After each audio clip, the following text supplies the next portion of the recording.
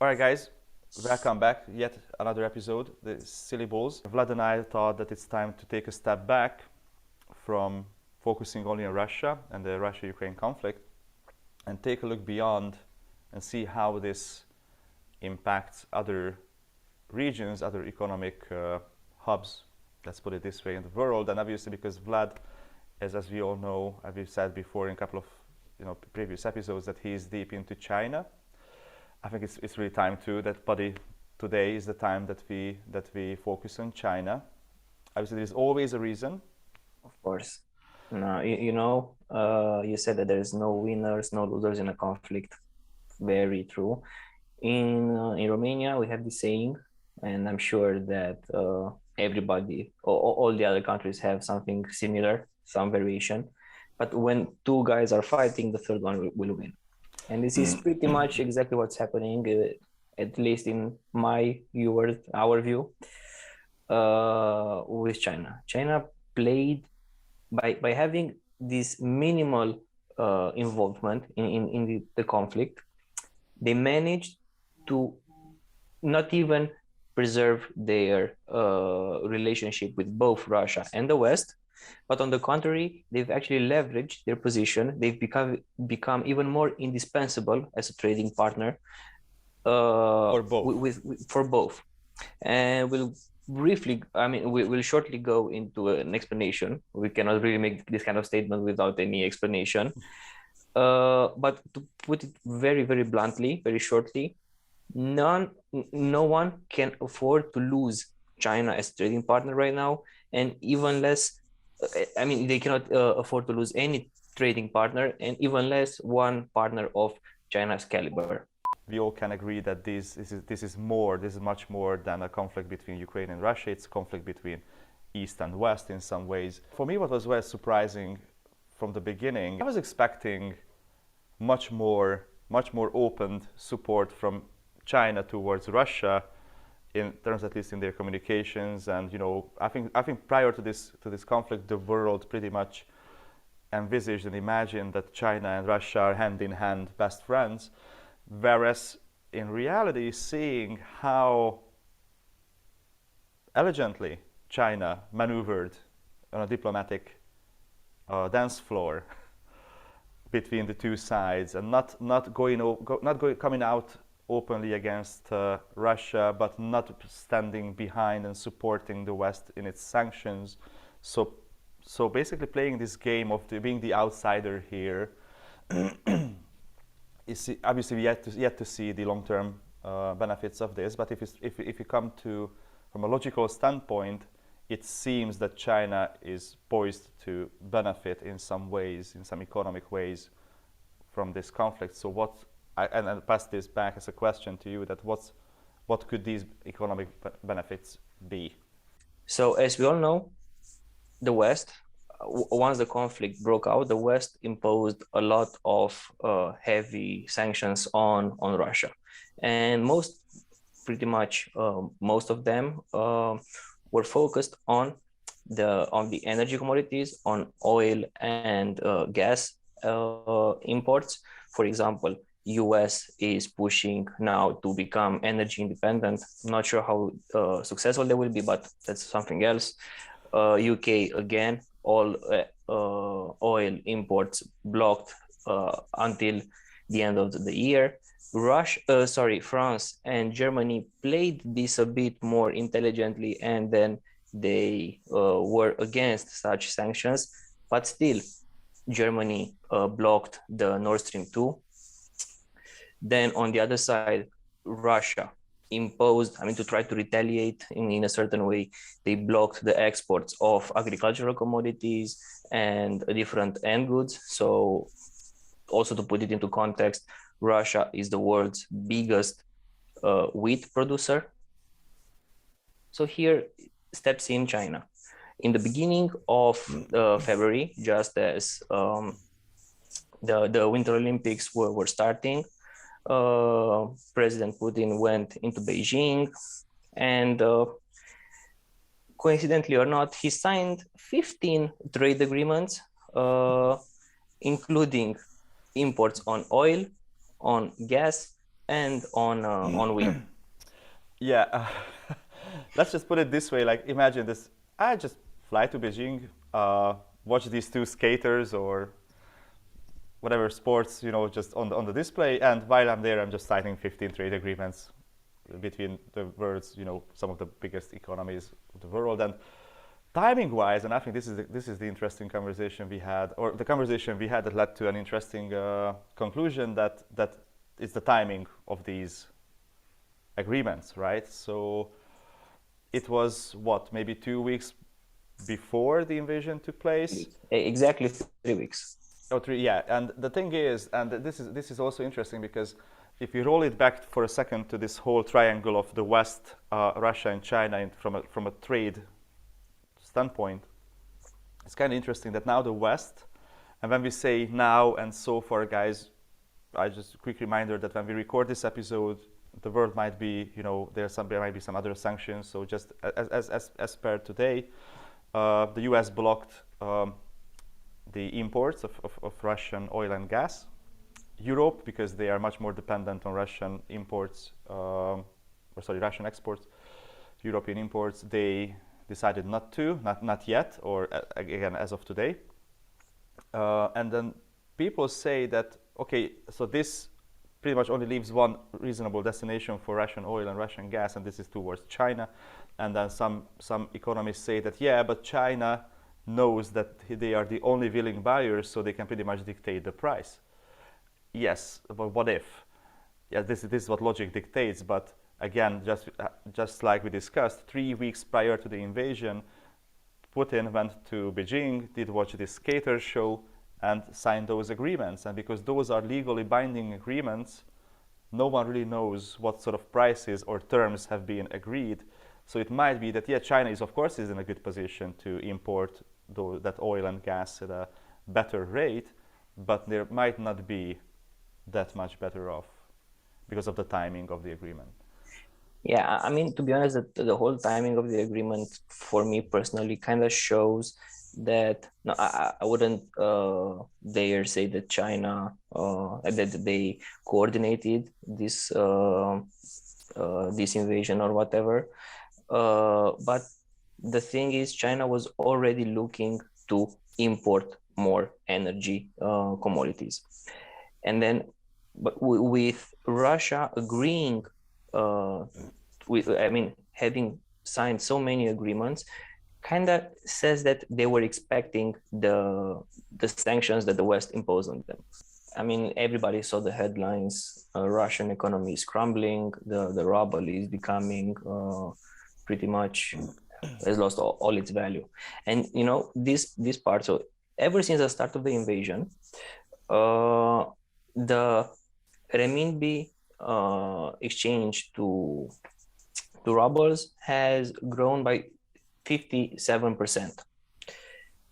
Now, Russia and China already had this agreement of de-dollarization, which basically means that they were doing the trades between the two countries in their own currencies. Now, with better exchanges, basically, China is buying more for the same amount of money.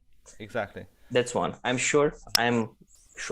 I'm guessing that this is not necessarily put into practice, also because of their rock solid friendship. I'm gonna come back to this rock solid friendship in a second.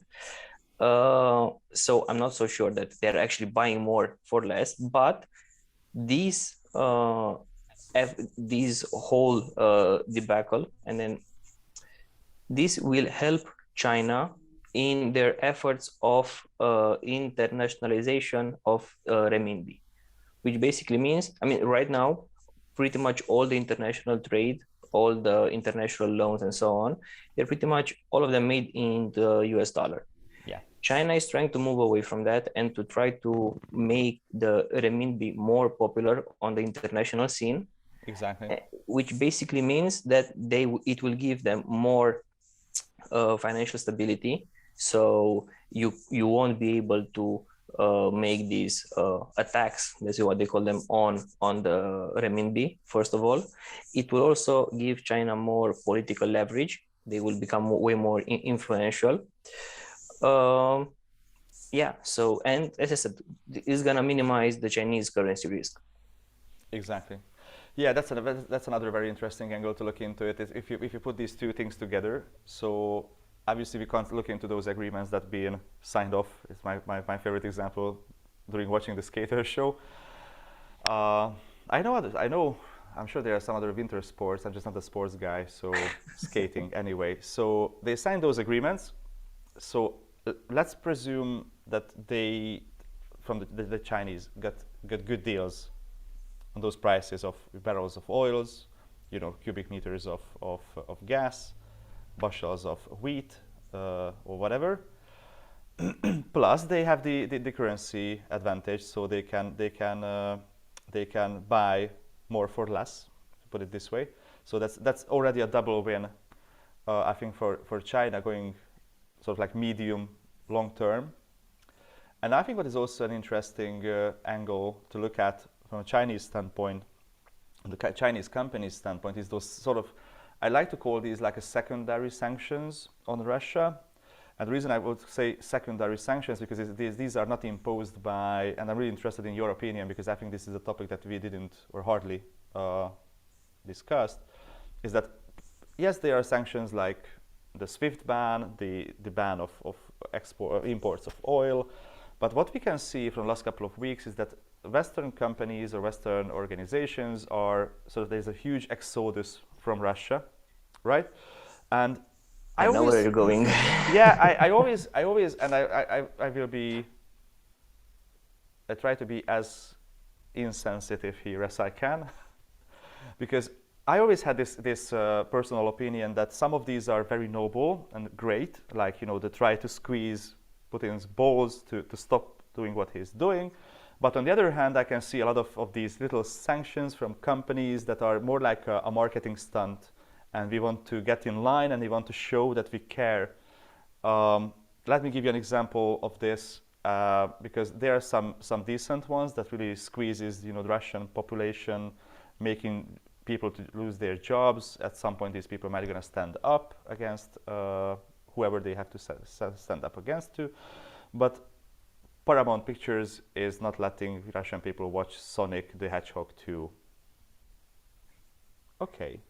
Yeah. Fair enough. No, But I know where you're going with this. I think also this in itself is a very, very, very broad topic, first of all. And then it's a very speculative topic. So I will not go too deep into this. But as you said, there are certain like noble ones. For example, McDonald's, they ditched the operation in 1,000 stores, 1,000 locations, while also keeping the people on their payroll. Exactly. So wait, let's stop here. I don't want to go any deeper. China, and this is exactly where we are. So I agree why you don't want to go into deeper. So let's jump right into China. The way I see it, some of the Chinese companies, no matter what they say publicly, they're gonna be very happy to fill the void and go in, and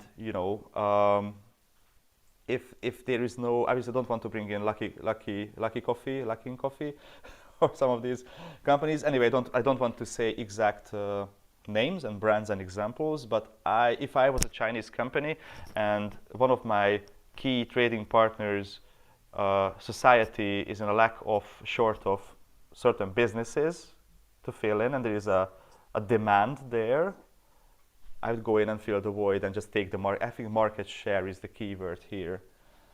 Yeah, so again, as I said, I think this is might be a bit too speculative on our end to say this. It is plausible, but you also have to think that right now, I mean, the West imposed a lot of sanctions on Russia, on the Russian oligarchs and so on. Yes, we're gonna do bad, but no, the biggest effect that this has is on the average Joe, on the average Ivan.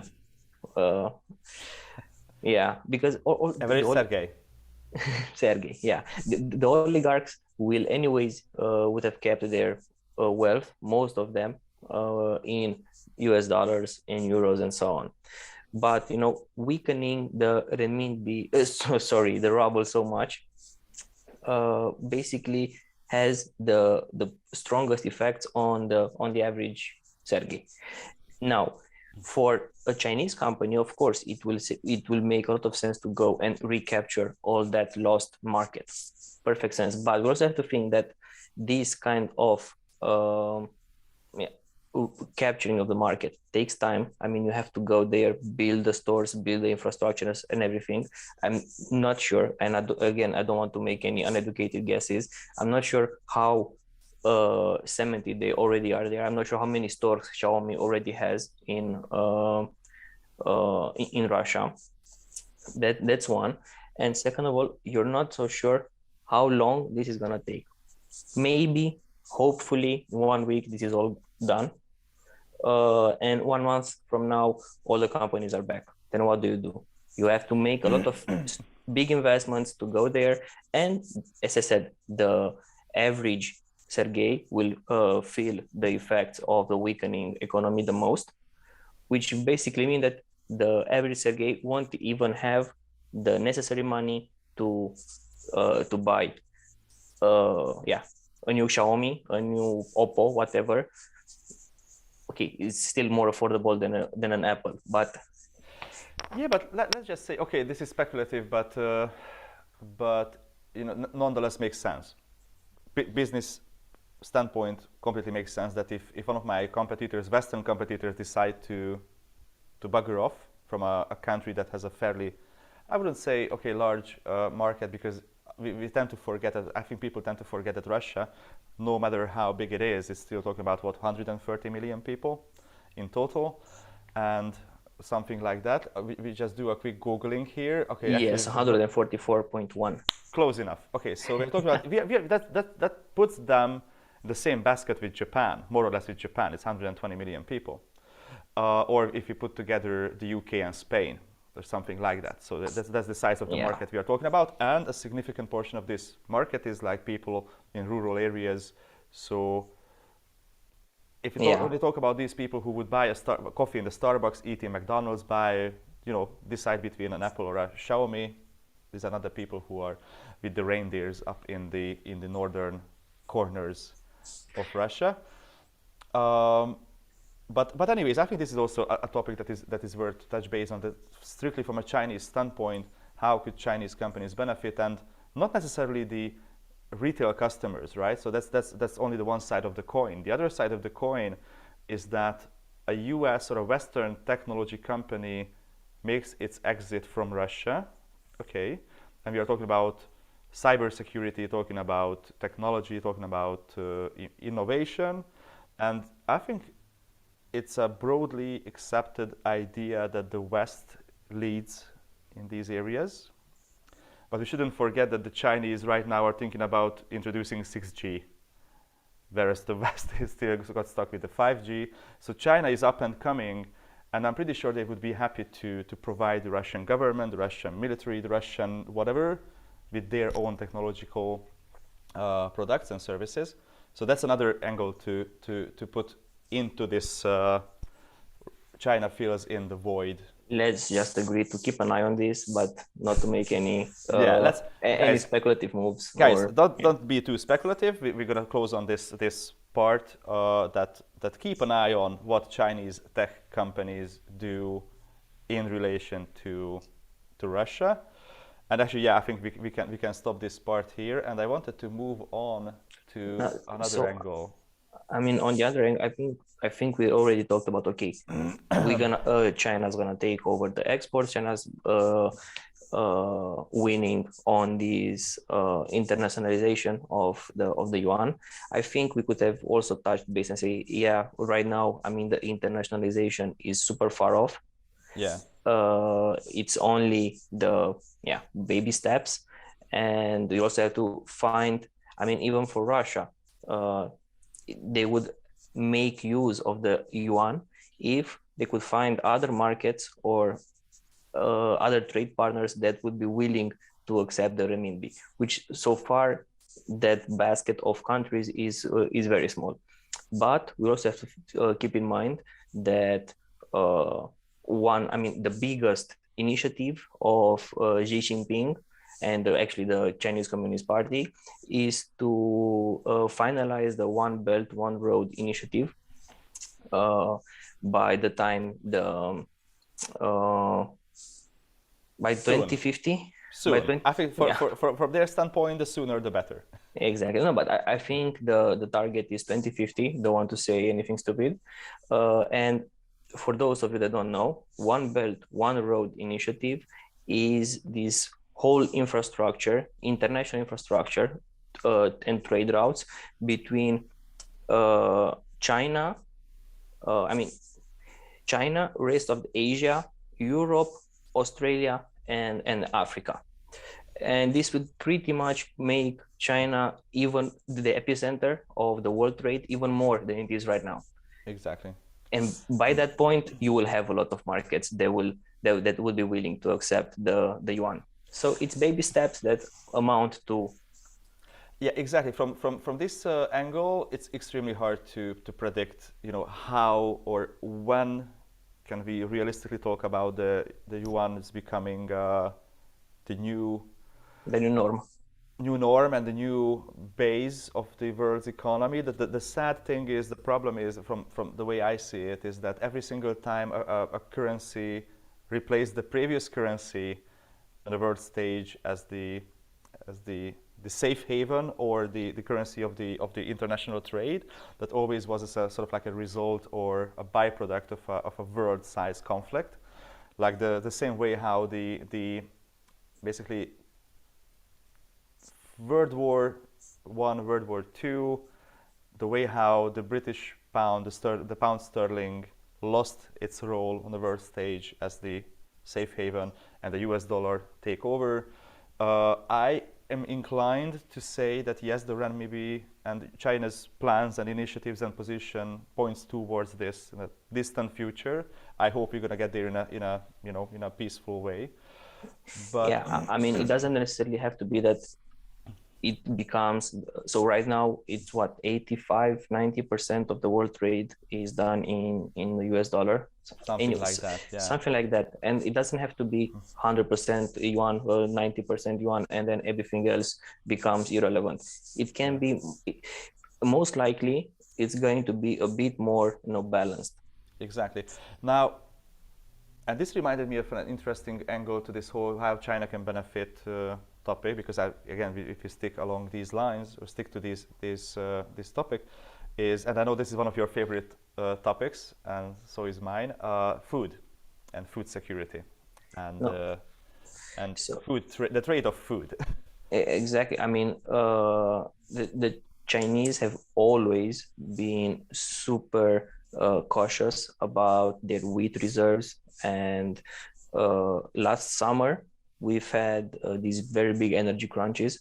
So, and the north is heavily reliant on coal, and then because of surging coal prices and their zero net emission target, those the coal prices went up even further, and the north was pretty much energy deprived.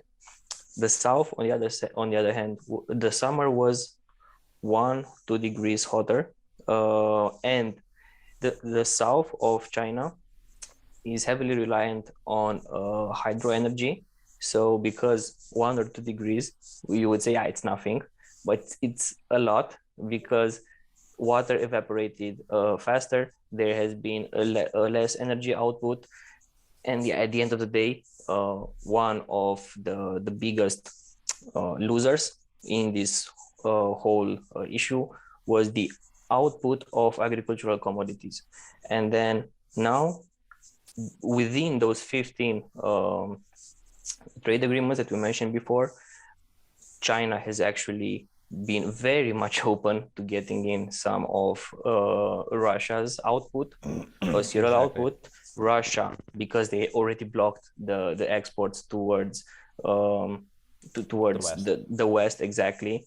They will need to sell it. Russia, you have to keep in mind that is the world's biggest wheat producer in the world.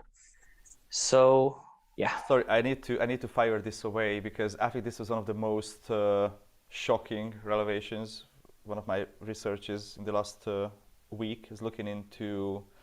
I was long kind of found onto the idea that if you look into if we add climate change and climate patterns into the conversation in the relation to Russia, obviously there is a quite fairly mainstream view out there that if there is one benefiter of these changes, it should be Russia for a number of reasons. And one of the reasons is that an increasing area of Russia's, if you look at the map, just open up the map and look at Russia, and just to realize how fucking big that country is.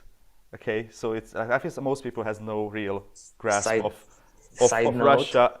No, but side note, the world map as we know it is a bit distorted the further away we go from the. It is, but still, look at the one that is a projected map, and still it's still gigantic, huge. It's gigantic, and the point I'm trying to make. So if you look at the map of Russia, you realize it's huge. And I was looking into this study that was basically aimed to determine what can Russia expect in terms of the areas becoming fertile and able for agricultural production in the next decade as a result of the climate change. Because obviously in some other regions of the world, those areas that were so far suitable for agricultural production or farmland are becoming not suitable. But on the other hand, Russia, just again because it's so huge, even if a tiny band becomes, fertile, it could be a huge benefit. And the study, I don't want to overcomplicate this, the conclusion of the study was that if the pattern remains the same as it was in the last couple of decades, by the end of this decade, so by 2030, I think it was 4.3 billion square kilometers or acres becoming new farmlands for Russia. The point, I made a quick comparison of how does this compare to what do we have already, and this area is basically the total size of the US and European farmlands put together as a new farmland for Russia in the next decade to come in. And again, I just wanted to check this in relation to their trade agreements and their relationship and growing relationship with China and how China can benefit, because if we agree that China's number one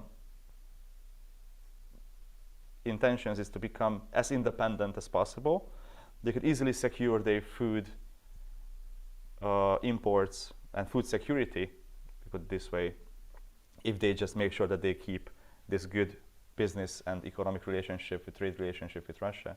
We can actually continue talking about this for hours and hours. If we bring this to an end, guys, sorry we spoke too much about this again, and this one, sorry, we promised it's going to be a 20-minute episode. Now it's definitely longer than that because it was so much to go into this.